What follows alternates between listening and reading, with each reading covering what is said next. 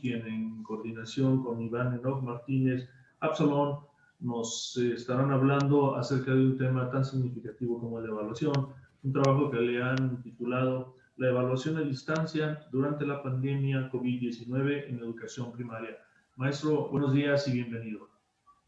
Buenos días, gracias. Buenos días, compañeros. Agradezco la invitación a este espacio para participar en este Congreso de Educación, Innovación y Nueva Normalidad, organizado por la Secretaría de Educación de Durango, SEIN, ANDI, CENTE y CIDE. Es un honor estar ante ustedes presentando esta ponencia, la cual es un constructo a la par, así como lo mencionó el maestro, con el compañero y gran amigo, el maestro Iván Enoch, y agradezco sus aportes y su participación en esta ponencia, la cual se titula Evaluación a distancia durante la pandemia COVID-19 en educación primaria. Somos maestros de educación primaria del estado de Veracruz, zona sur. El maestro Iván labora en la ciudad de Coatzacoalcos y un servidor en la ciudad de Minatitlán. Primeramente vamos a comentar lo que ha sido el SARS-CoV-2, lo cual da origen a la enfermedad de COVID-19, el cual ha sido una enfermedad, es un virus que ha impactado en todo el mundo, en todos los ámbitos. Estamos hablando de una cuestión educativa, social, económica, y uno de los aspectos más golpeados, de los ámbitos más golpeados, ha sido la cuestión educativa, ya que se ha visto mermada y ha cambiado la dinámica presencial de la misma. Si en dado caso se hubiera llevado a cabo la misma dinámica, esto iba a generar más muertes en el mundo y por ello la implementación de clases a distancia, clases en línea. Las clases a distancia es un tema novedoso para la mayoría de todos, para maestros, para alumnos, para padres de familia, ya que no nos encontrábamos capacitados para las mismas. De manera personal, puedo hacer mención que lo complicado no tanto es desarrollar una clase en línea, sino llevar a cabo una evaluación a distancia, una evaluación que sea real, que sea correcta. En este caso, VIX y Palamidesi mencionan que la evaluación es una exigencia esencial de toda institución educativa y que permite al docente obtener información sobre el estado de los alumnos y la relación del proceso. Sabemos perfectamente que la evaluación tiene que estar inmersa en el proceso y que toca diferentes puntos, diferentes agentes educativos. No puede estar fuera de. Escamilla y Llanos establecen que la evaluación tiene que tener un carácter global, tiene que estar dentro de ella todos los agentes educativos, todo el proceso inicial, procesual y final. Esta evaluación tiene que tener un carácter continuo, no se tiene que quedar estancada. Tiene que ser una evaluación formativa, con carácter sistémico y flexible, tomando en cuenta herramientas, tomando en cuenta las características de las personas. Lo antes planteado muestra la importancia de la evaluación en el proceso de enseñanza-aprendizaje, pero vienen las interrogantes. ¿Qué sucede cuando se realiza una educación a distancia? ¿Cómo puede el docente conocer a sus alumnos a distancia? ¿Se puede lograr una evaluación real a distancia? ¿Se puede desarrollar una evaluación formativa a distancia? Estas y muchas otras preguntas, los maestros constantemente se encuentran planteándose. Alonso y Montero mencionan que en la medida en la que se vaya conociendo a los alumnos será posible mejorar esta forma de evaluación. En este caso, hay otro autor, Aeracian, menciona que una evaluación más concreta, más contundente, más objetiva, siempre va a ser una observación directa que presente el docente con los alumnos. Pero en este caso, a distancia, ¿cómo vamos a tener esta observación directa? ¿Cómo vamos a conocer a los alumnos a distancia? Entonces, vuelven a surgir interrogantes. ¿Qué tanto podemos llegar a conocer a los alumnos mediante la educación a distancia? ¿Será real el comportamiento de los alumnos durante la clase en línea? ¿En verdad el alumno expone su punto de vista o el punto de vista de alguien más? ¿Puedo valorar el comportamiento del alumno durante una sesión en línea? Son interrogantes que constantemente se siguen presentando. Tenemos en cuenta que para entender o desarrollar una evaluación a distancia necesitamos de muchos instrumentos. En este caso, podemos aplicar exámenes escritos, podemos aplicar un examen oral, podemos aplicar exámenes escritos y exámenes orales en línea, podemos tener en cuenta un panorama, un total de producciones de los alumnos.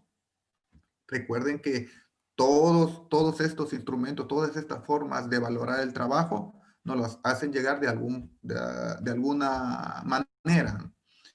Pero vienen las interrogantes. Estas evaluaciones, dice o menciona Quesada, tienen que ser objetivas porque no conocemos al alumno, no tenemos una interacción diaria, la cual a veces siempre impacta en el pensar del docente. Tenemos alguna mayor relación con algún alumno a la hora de establecer una calificación, entra la subjetividad. Bueno, yo considero que el alumno está pasando por cierta situación o da su mejor esfuerzo y entonces a veces asignamos una puntuación mayor o menor de acorde a la que no debería de ser. Pero en este caso menciona Quesada que estas producciones que se envían en línea deben de ser objetivas, pero entran las interrogantes. Dice, ¿el examen que realiza el alumno lo hizo solo o con ayuda? ¿Recibió apoyo el alumno en sus tareas o le hicieron sus tareas? ¿La calificación que se asigna está acorde con su desempeño académico? ¿Estoy llevando a cabo una evaluación formativa? Surgen esas interrogantes. Muchos docentes han buscado en esta pandemia la manera de estar en contacto con sus alumnos de distinta manera, implementando diversas actividades, imprimiendo, dejando copias en lugares pactados, mediante llamadas telefónicas, correo postal, mensajes electrónicos vía diversas aplicaciones, correo electrónico, plataformas digitales, todo lo anterior con el afán de estar en contacto con sus alumnos y continuar con el proceso educativo. En este caso, la evaluación a distancia es una actividad complicada. Lo acaba de comentar un ponente español ahorita en el ingreso de este congreso, el doctor García Peñalvo. Mencionaba que es una actividad sumamente difícil, que nadie quiere experimentar, pero que se tiene que llevar a cabo, que la evaluación a distancia es una actividad complicada, pues no se tiene la certeza que los productos sean elaborados por los propios alumnos, que en ocasiones se puede observar el cambio de letra en los trabajos y esto tiene que ver con el apoyo, el arropo y la complicidad por parte de los padres de familia. Y con eso no es posible una evaluación fiel. Este es un pequeño ejemplo que se muestra con un alumno de segundo grado, el cual realiza esta actividad y también a la par entrega esta actividad y notamos el cambio de letra. Si lo hacemos mención al padre de familia sobre la situación, utilizamos el tacto pedagógico que plantea John Dean, ¿no? El famoso tacto pedagógico, la expresión de cómo se lo hace saber al padre de manera educada, de manera pasiva. Disculpe, señor padre de familia, el trabajo estoy observando que no cumple o no es la misma letra del alumno. Yo le pido de favor que atienda esa situación, que deje al alumno explorar, experimentar, realizar sus actividades por sí solo. Solamente así va a poder alcanzar los aprendizajes. Hay algunos padres que acceden, hay otros que reaccionan de una manera diferente, pero queda en ellos, no queda tanto en el docente. Nuestra labor es hacerle ver que los niños tienen que llegar a su aprendizaje por sí solo o con cierta guía, pero que no lo apoyen o no le realicen este tipo de actividades. ¿Cómo podemos llevar a cabo una evaluación fiel si estamos recibiendo trabajos con diferentes letras? En este caso, ¿no? Otra forma de evaluar es el examen individual o grupal. el cual puede ser desarrollado a distancia o vía plataforma.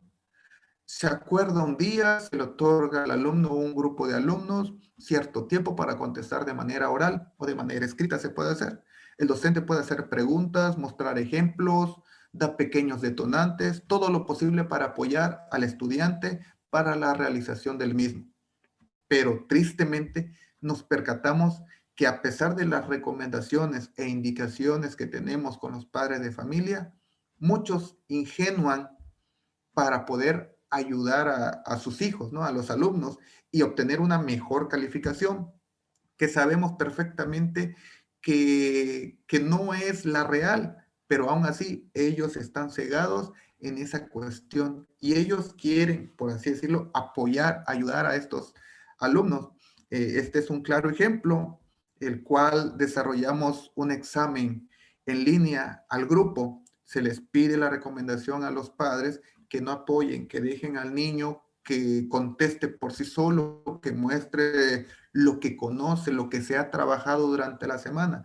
Pero a veces de manera impactante y tristemente, a pesar de que hablamos con los padres y les damos las recomendaciones, escuchamos al fondo de la imagen o de la transmisión: ese número no es, cámbiale, no es 5, es 3, cámbiale el signo, no es suma, es resta. ¿Cómo entonces el niño va a mostrar el aprendizaje que ha adquirido? ¿Cómo vamos a lograr una evaluación a distancia que sea real, que sea fidedigna, que sea fiel? Es muy complicado tener una evaluación a distancia.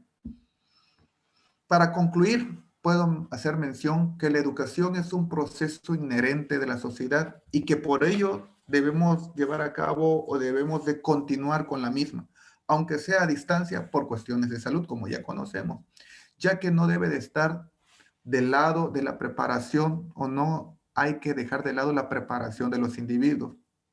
A consecuencia de la pandemia, se han diseñado diversas actividades para atender la cuestión educativa de los alumnos. Se puede tomar acuerdo con los padres de familia, con los propios alumnos, pero la evaluación veraz a distancia es y será siempre un aspecto muy discutible. Una evaluación a distancia siempre será una cuestión debatible, pues se tiene que confiar en la responsabilidad de los padres y de los propios alumnos, así también en la honestidad de los mismos. Solo así se podrá lograr una evaluación a distancia que sea veraz, correcta y fidedigna. ¿Es cuánto, maestro?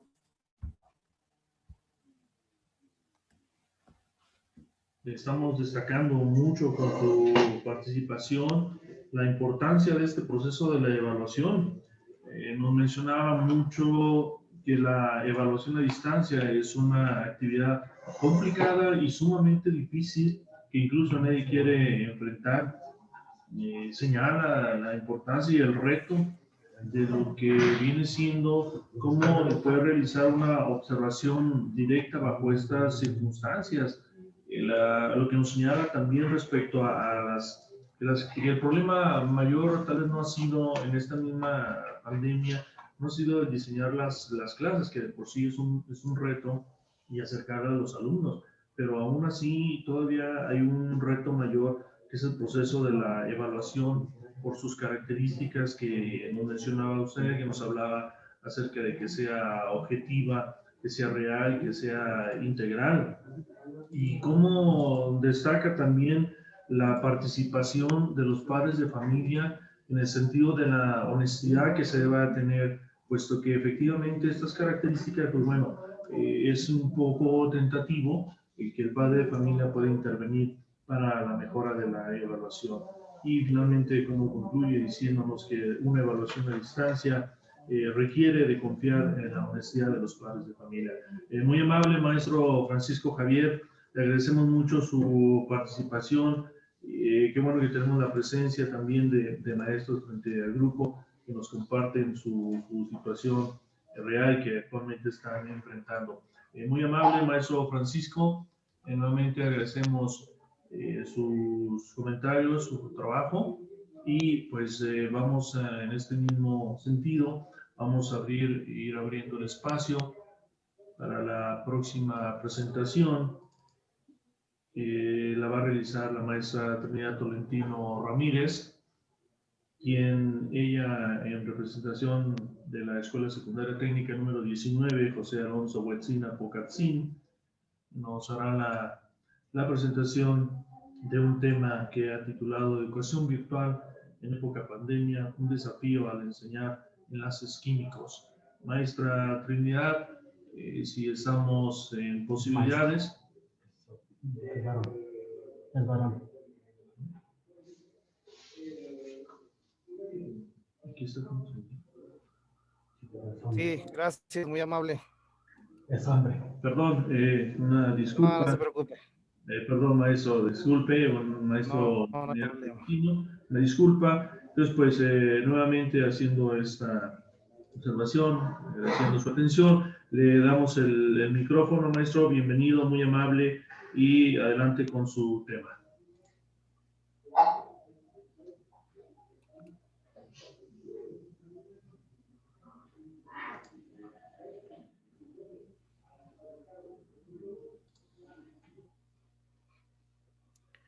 Hola, ¿qué tal? Buen día. Primeramente agradecer a los organizadores del Congreso de Educación, y mi nombre es Trinidad Tolentino Ramírez. Soy docente de la Escuela Secundaria Técnica número 19 y tengo a bien compartir una experiencia que en este caso el título de la ponencia es Educación virtual en época de pandemia, un desafío al enseñar los enlaces químicos. La estructura de la ponencia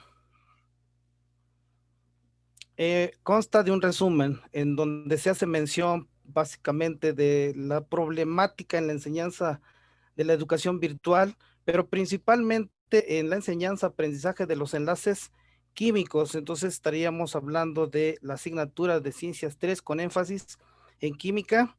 Abordamos una introducción, un planteamiento del problema, un marco teórico, la metodología correspondiente y los resultados y conclusiones que trataremos de compartir. Y a manera de introducción, la enseñanza de la educación a distancia, en consecuencia por la pandemia, como producto de el coronavirus, bueno, vino a modificar nuestra enseñanza de emergencia y transitoria.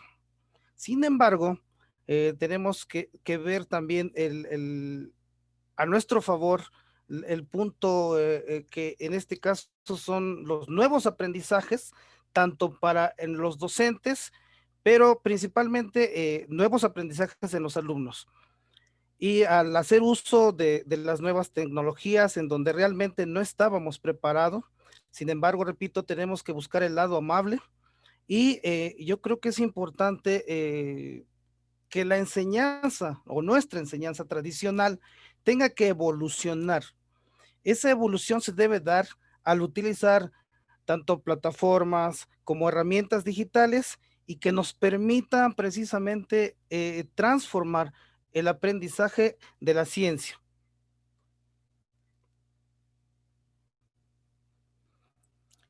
¿Cuál es el problema? Bueno, de acuerdo al análisis de los instrumentos de investigación, recae básicamente el problema sobre la escasa mediación pedagógica como derivada de una enseñanza tradicional y como consecuencia, entonces los alumnos no se muestran interesados, el alumno en la clase se aburre, entonces este es el problema básico y en consecuencia se plantea un objetivo general.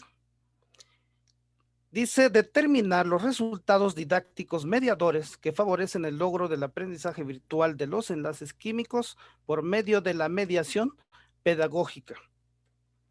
Y se orienta a través de un objetivo específico que permite el diseño de un plan de acción y para llegar a una meta propuesta, pero lo más interesante es valorar los resultados de el plan de acción. Para el proyecto se utiliza el método de investigación-acción con un enfoque cualitativo, utilizando el modelo de John Elliott, que Elliott también a su vez se apoya del modelo de Lewin. En este caso entonces se trabaja a través de ciclos y se parte de un diagnóstico. Este diagnóstico permitió analizar los intereses de los alumnos para poder diseñar un plan de acción.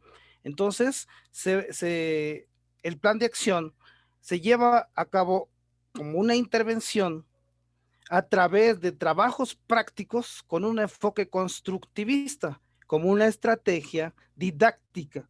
Una vez que se lleva a cabo la intervención, se analizan los resultados y, en mi caso particular, me doy cuenta que no se logran los aprendizajes esperados en los enlaces químicos debido a su contenido complejo o a su contenido abstracto. Por tanto, hubo necesidad de replantear nuevamente el plan de acción y nuevamente se lleva a cabo la intervención con la misma estrategia de trabajos prácticos con un enfoque constructivista, pero ahora se utilizó un foldable que más adelante se comparte y nuevamente se analizan los resultados. Sí hubo mejoras, pero aún así había unas deficiencias en el logro del aprendizaje esperado. Entonces se vuelve a replantear el plan de acción, se vuelve otra vez a llevar a cabo la intervención con la misma estrategia de trabajos prácticos, con un enfoque constructivista, pero se apoya a través de analogías y de modelos.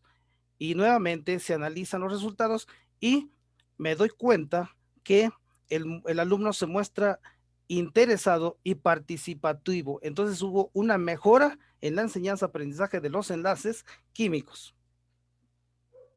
Para ello, en la investigación, se utilizan referentes teóricos como Gutiérrez y Prieto, quien nos aporta todo lo relacionado a la mediación pedagógica, que es fundamental en esta época de pandemia.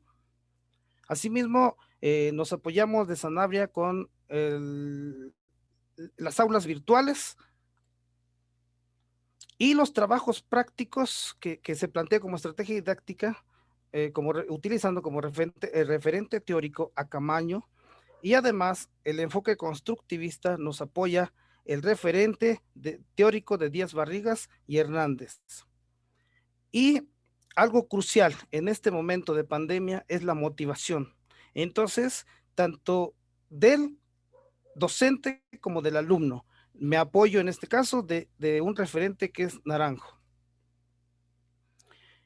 ¿Cuáles son los desafíos y retos? Bueno, serían precisamente con el uso y manejo de las nuevas tecnologías en donde, repito, no estábamos preparados. Y en este caso, en nuestra escuela secundaria técnica, nos apoyamos de la programación de televisión en el Aprende en Casa 2. Sin embargo, nos damos cuenta que hay temas que vienen desfasados, inclusive no contemplan los contenidos abstractos en ciencias. Entonces, hay necesidad de utilizar las clases virtuales, en donde aquí podemos hacer la retroalimentación de dichos temas y poder lograr los aprendizajes esperados, en tanto que ahora entonces los docentes tenemos que hacer uso de plataformas y de herramientas digitales, en este caso el Zoom y el Meet, pero en el caso muy particular nos funciona el Google Meet por necesidades propias de nuestros alumnos. Y cabe resaltar aquí que en mi caso particular se conectan aproximadamente un 50% de cada grado y el restante nos apoyamos a través de grupos de WhatsApp, en donde también permite enviar actividades prácticas y nos permite también la retroalimentación. Otra forma que estamos utilizando es el correo electrónico, en donde los alumnos envían sus evidencias a través de este correo electrónico. Contamos con el Google Classroom Sin embargo, por necesidades propias también de los alumnos, nos enfocamos al correo electrónico y al WhatsApp. Ahora, lo más importante es compartir cuáles han sido los resultados. Entonces, una vez haciendo la retroalimentación de los temas a través de clases virtuales, bueno, aquí queremos compartir algo muy interesante, un recurso didáctico mediador, que es el foldable, y que podremos compartir ya con otros compañeros docentes de ciencias de química principalmente, y el alumno aquí es capaz de construir su propio conocimiento a través de este recurso y se muestra interesado, se muestra participativo, investiga, consulta y lleva a cabo su aprendizaje de los conocimientos científicos escolares de los enlaces químicos. Otra experiencia exitosa es la analogía. Repito, por el contenido abstracto de los enlaces químicos, tuvimos que buscar estrategias y en este caso ahora los alumnos se muestran participativos e interesados y están editando videos que nos causan impacto. Y aquí es un claro ejemplo y ya en este caso una niña ya tiene su cuenta de YouTube. Si alguien se muestra interesado en revisar el video completo, con todo gusto se lo podremos compartir, pero repito, es algo muy interesante. Otra forma de trabajo es utilizando los recursos didácticos mediadores, en donde al alumno se le proporciona parte de los contenidos abstractos, pero también el alumno es capaz de ir construyendo su propio conocimiento cuando se le adiciona archivos digitales. Aquí, en este caso, el alumno, con el simple hecho de oprimir control y un clic, en automático lo envía a un video educativo para retroalimentar los contenidos vistos en las clases virtuales. Asimismo, en el recurso didáctico mediador se hace uso de cuadros comparativos, en donde aquí el alumno ya es capaz de poner en práctica su conocimiento teórico. Y nuevamente se hacen estas retroalimentaciones a través de clases virtuales y han sido exitosas. Otra estrategia muy interesante en la enseñanza de las ciencias, bueno, son los modelos. Esta sería el tercer ciclo que se lleva a cabo en la implementación de la temática y donde se hace uso principalmente en las clases virtuales de diapositivas a través de PowerPoint, a través de Prezi y se explican las actividades prácticas o los trabajos prácticos donde ellos utilizan material casero y de esta forma estaríamos contribuyendo a una ciencia contextualizada y desde la propia cotidianidad del propio alumno. Como aquí podemos compartir, el alumno está representando moléculas, está representando compuestos con o por medio de clips de diferentes colores. Este es un ejemplo, pero los niños, si no contaban con este tipo de material, ellos innovaron. Ellos se adaptaron a su propia necesidad, tal como lo vemos ahora en los siguientes ejemplos, que el niño utiliza para representar modelos por medio de dulces. Es algo que se divierte el niño, construye y le permite adquirir un conocimiento científico escolar. Utilizaron en algunos casos gomitas, otros tipos de materiales, en este caso lo queremos compartir porque este niño o niña utilizó pompones porque no contaba con dulces. Entonces, si nos damos cuenta, el niño es capaz de utilizar su creatividad siempre y cuando se le oriente, se le acompañe a través de la mediación pedagógica. Otro caso muy interesante es aquí, queremos compartir un niño o niña, no contaba con dulces, pero sí tenía fruta, hizo pequeños cubitos de fruta y fue capaz de representar sus enlaces químicos. Y aquí también hay otro ejemplo donde uno de los niños utiliza material casero, en este caso son monedas, inclusive son de plástico, quiero pensar, pero lleva a cabo su práctica y es capaz de mostrar interés y su participación. También queremos resaltar que la motivación es sumamente importante en esta época de pandemia. Entonces, nosotros podemos hacer uso del chat y tratar de estimular como recompensa a un alumno cuando va trabajando o va mejorando. Y podemos mandar felicitaciones, lo has conseguido, lo has logrado, vas mejorando. Entonces el niño, el alumno, le encanta, se muestra motivado. Y queremos aquí también resaltar que el celular como recurso didáctico mediador es crucial en estos momentos de pandemia. Y a manera de conclusión, ahora la nueva normalidad nos permite hacer uso de las nuevas tecnologías, pero ahora el rol del docente cambia porque nosotros en la actualidad necesitamos ser mediadores para poder acompañar precisamente el aprendizaje de nuestros alumnos. Y yo creo que es importante valorizar diferentes metodologías. En este caso sería el aprendizaje activo para futuras o próximas investigaciones. Yo creo que aquí es una parte crucial, una parte fundamental que tenemos que echar un vistazo al aprendizaje activo que nos puede permitir mejorar nuestra enseñanza de la ciencia. Y es importante también manejar diferentes estrategias y principalmente innovadoras. En muchas ocasiones los docentes pensamos que innovar es inventar, es crear algo nuevo. Y si nosotros revisamos diferentes teóricos, nos vamos a dar cuenta que no es así, que la estrategia innovadora se refiere a la forma de cambiar nuestra enseñanza. Entonces ahí es donde tenemos que poner un poco de atención. Y poniendo atención al compañero anterior, yo creo que aquí también necesitamos valorar esta parte. Tenemos que evaluar de esta manera, utilizar una evaluación formativa y que nos permita precisamente mejorar también nuestra enseñanza de las ciencias.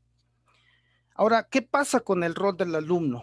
El alumno ahora debe ser protagonista de su propio aprendizaje activo, pero siempre y cuando nosotros apliquemos acciones constructivistas que le permitan al alumno ser participativo y colaborativo. Algo que es muy interesante en el caso de ciencias, el alumno le gusta, le agrada manipular material casero. Entonces aquí yo creo que sería importante convertir la cocina como nuestro laboratorio, ya que el momento no nos permite trabajar con sustancias o con materiales de laboratorio. Pero sí podemos echar un vistazo, repito, como la cocina, como nuestro laboratorio. Y de esta forma nosotros estaríamos contribuyendo al autoaprendizaje, donde el alumno ya es capaz de construir su propio conocimiento científico escolar y entonces el alumno se estaría volviendo crítico y analítico. Muestro parte de las referencias utilizadas en la ponencia y quiero concluir con que sí debe haber una transformación en nuestra enseñanza de la ciencia y lo más interesante sería que llegáramos a una ciencia divertida. Por su atención, agradezco y pongo de manifiesto mi correo electrónico por si alguien gusta que se le comparta material didáctico, con todo gusto. A sus órdenes y gracias.